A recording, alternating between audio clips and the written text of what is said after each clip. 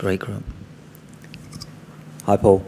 I looked at the record that yourself and Mark Parsons have got in the NWSL. I think it's 4 wins apiece and a few ties. What's the most challenging thing about facing a team led by Mark Parsons, and what do you respect most about what he's been able to achieve in his time in the league? Well, I think for any coach in a league like this, is the man management side's important, the tactical side's important. They're very well organised, tough to break down. It's getting the best out of a lot of players, which I think obviously that's what a coach's job is, to get the best out of players. The other thing that we all run into is when we're coaching in the Olympic year or World Cup year or a non-Olympic year, non-World Cup year, it's a little bit easier during a year like this year and next year when there isn't a big event. Sometimes when there's a big event, it's difficult, and the man management side is even more critical. And the injury, you cross your fingers a little bit every time the players go away. And I think Mark has to deal with that just as any other coach does in the league. Is people coming out and people coming in, and the continuity. And you try and build the best foundation you can with the group, and hopefully when they come in, they just stay with it. And if you've got a good mantra and a good locker room and got good leadership in there, I think the players themselves kind of do that. And Kiwi's a brilliant leader, so she's a massive help to us when the US players go away or when the foreign players go away and come back. But I'm sure Mark would agree that that's probably the biggest difficulty in the league, is players coming in and out. And this year was brilliant for us. They were hardly gone, and it was much easier to coach this way. But Portland's well organised. They're going to be tough to break down. They've found a formation that they like, and it's worked really well for them. They found a style that works really well for them, and I think you just keep getting better at that kind of style. And there's no question it's going to be a difficult game for us. Coach, you've been on top for most of the season. Can you address the feeling of being hunted by the rest of the league and culminating into the playoff? I don't think we've been hunted, to be honest with you. I think I've been surprised to be on top. I mean, I make no bones about it. We didn't expect to be at the top. When we talked in pre-season, it was more about trying to pick up points, trying to get a better away record, be a little bit better defensively, and try and improve in the final third. Last year we scored a lot of goals, but I wouldn't say we improved in the final third. It was a lot of direct stuff over the top, and we played to our strengths, and we got results this year. I think we got a little bit more sophisticated. I'm not sure that's the right word, because we're not as sophisticated as Portland are, but we got a little bit more sophisticated this year.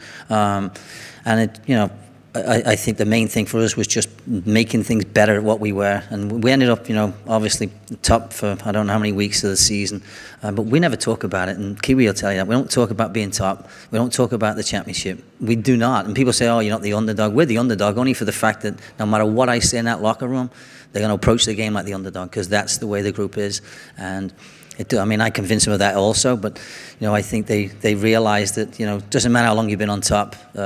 If we were in England right now, we'd be lifting the Premiership, but we're not. And we had 2 big games against Chicago and now against Portland, and that Shield winner thing keeps coming up, and we just keep almost laughing at it, because it just doesn't affect us at all. We're not really worried. It's down to 90 minutes, maybe 120, maybe penalties, and we'll give it everything we've got. And we're a hard-working group, and we are the underdog, and that locker room will be full of underdogs tomorrow, no question about it, and Kiwi will tell you that. And no matter what I say, that's just the way the mentality is going to be for 90 minutes, 120, and penalties. Final question here, and then we'll break for a photo op. Pressure. Paul, both these teams have exceptional fullbacks, slightly different roles. How much of a role do you expect those 4 to play, and that space on the wings to play in this game? Yeah, I mean, even last week with Chicago, obviously with Keishy Short and Gillan playing in those wide areas too, they're both excellent, fullbacks, and Sykes and Kling, and those guys are very, very good too. So I think it's going to be interesting to see the matchup tomorrow. Taylor Smith's had a fabulous season. Jay Hinkle's come into great form, I think, the last 2-3 months, and she's improved defensively on a game. But the fullbacks, I think the midfield will be where the game will be won and lost, but the fullbacks are going to be critical for us for sure. And you know what?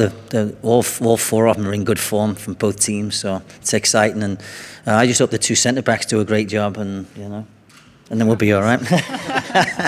But we have good chemistry in the back. The back 4's been together most of the season. I think one part of it this year compared to last year, we had injuries. I don't think the back 4 went out the same last year, maybe 3 games. So it's a big difference when you put the same lineup out in the back for probably 17, 18 games. I think it makes a massive difference to their continuity and learning from each other. And Abby Dalkamp has become much better this year. Their relationship's amazing, and that helps Taylor Smith. I mean, Taylor Smith's learned a lot from the 2 Abbies, and so has Jay Hinkle defensively. And I mean, you can see Taylor from what she's going away for the national team. She comes back, and like she's excited to learn. She wants to learn. And this was a kid who was a walk-on, you know, almost last year. She showed up 2 weeks late into camp, and to see it's the same players, crazy, right? I mean, it's just crazy to see the same player be so good, and even across in just little aspects of the game that we told her at the beginning of the season that need to get better, and she's got better at those little things, and she keeps plugging along, and she asks questions, and she asks Abby questions, and she just wants to be the best she can possibly be. So she went from, I guess, a right winger to a right fullback, and it worked out pretty well for her. You should talk about it because you play with her. Do you want to add anything, Abby? You good? Yeah, I mean, I think adding to what Paul said, I think Taylor, I think she played her best game the last game against Chicago, and it's just shown the growth that she's had, not only through this season, but through last season as well. And like Paul said, I think if we're going to compare the team from last year to this year, the only way I can describe last year, it was an absolute shambles.